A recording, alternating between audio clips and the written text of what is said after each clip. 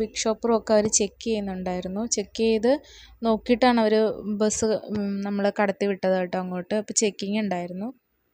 മഴക്കാലത്താണെങ്കിൽ എനിക്ക് തോന്നുന്നു ഇവിടെയൊക്കെ ഒരുപാട് വെള്ളം ഉണ്ടാവും തോന്നുന്നു. ഇപ്പോൾ വെള്ളമൊക്കെ കുറവാണ്, വറ്റി കിടക്കുകയാണ്. കല്ലുകളൊക്കെ ഭയങ്കരമായിട്ട് കാണാൻ പറ്റുന്നുണ്ട്. ഇത് സ്വാമിമാർക്ക് വേണ്ടിയിട്ട് തുറന്നു വിടുന്ന വെള്ളം കേട്ടോ, അവർക്ക് വേണ്ടിയിട്ട് അങ്ങോട്ട്. മുല്ലപ്പെരിയാർ ഡാം തുറന്നു കഴിഞ്ഞാൽ ഇവിടെ ഫുള്ള് വെള്ളമാവുമെന്ന് പറഞ്ഞു. പാലത്തിൽ മുട്ടി വെള്ളം നിൽക്കുമെന്ന് അവർ പറഞ്ഞു കേട്ടോ. ഇപ്പോൾ എല്ലാം വറ്റി കിടക്കുകയാണ്. അവിടെ ഇവിടെ കുറച്ച് വെള്ളമൊക്കെ ഉള്ളൂ. പിന്നെ ചിലയിടങ്ങളിലൊക്കെ ആൾക്കാരൊക്കെ നിന്ന് തുണി കഴുകുന്നൊക്കെ കാണാം കേട്ടോ. പക്ഷേ ഒട്ടും വെള്ളമില്ല സത്യത്തിൽ. എനിക്ക് ഡാം തുറന്നു കഴിയുമ്പോഴായിരിക്കും അതിൻ്റെ ഒരു ഭംഗി കാണാൻ പറ്റുന്നത്. പിന്നെ മഴക്കാലത്ത് ഉണ്ടാകും കേട്ടോ. മഴക്കാലത്തൊക്കെ അടിപൊളിയായിരിക്കും കാണാൻ.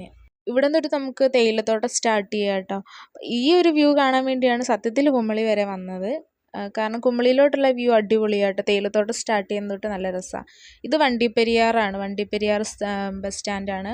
ഗവിയിൽ നിന്ന് കുറേ ആളുകൾ ഇവിടെ ഇറങ്ങിയിട്ടുണ്ട് കേട്ടോ. പിന്നെ ഞാനിത് കുറച്ച് ഫാസ്റ്റായിട്ട് കാണിച്ച കേട്ടോ വീഡിയോ. ബസ് നല്ല പതിയാണ് പോണത്. നമുക്കെല്ലാം നല്ലതായിട്ട് എൻജോയ് ചെയ്യാൻ പാകത്തിനാണ് ബസ് പോണത്. ഞാൻ പിന്നെ വീഡിയോ കുറച്ച് സ്പീഡാക്കിയതാണ് ഞാൻ. ഒരുപാട് ലെങ്ത് കൂടുന്നുണ്ടെന്ന് തോന്നി, അതുകൊണ്ടാണ് കേട്ടോ. കുമളിയിൽ ചെന്നിട്ട് ഈ റൂട്ട് തന്നെ വരാനാണ് ഇഷ്ടമെങ്കിൽ കറക്റ്റ് 12:30 ആകുമ്പോൾ അവിടുന്ന് തിരിച്ച് ഈ ബസ്സുണ്ട് കേട്ടോ. ഇനി അതല്ല വേറെ റൂട്ട് വേണമെങ്കിൽ അങ്ങനെയും പോകാം. പക്ഷെ ഞങ്ങൾ ഇതിന് തന്നെ തിരിച്ചു പോവുകയാണ്. കാരണം നമ്മൾ ആനയെ കണ്ടില്ല.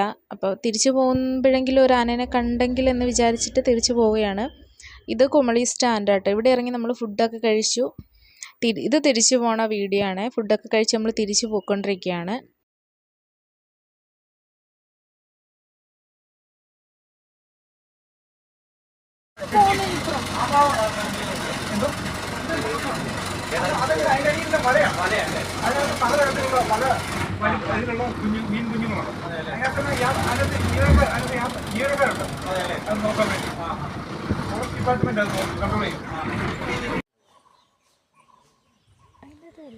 സിംഹവാലൻ കുരങ്ങാട്ടോ ഇത്. ഇതിനെ റെയറായിട്ടാണ് കാണാറുള്ളതെന്നാണ് പറഞ്ഞത്. പക്ഷെ നമ്മൾ വന്നപ്പോൾ കുറേ കണ്ടു.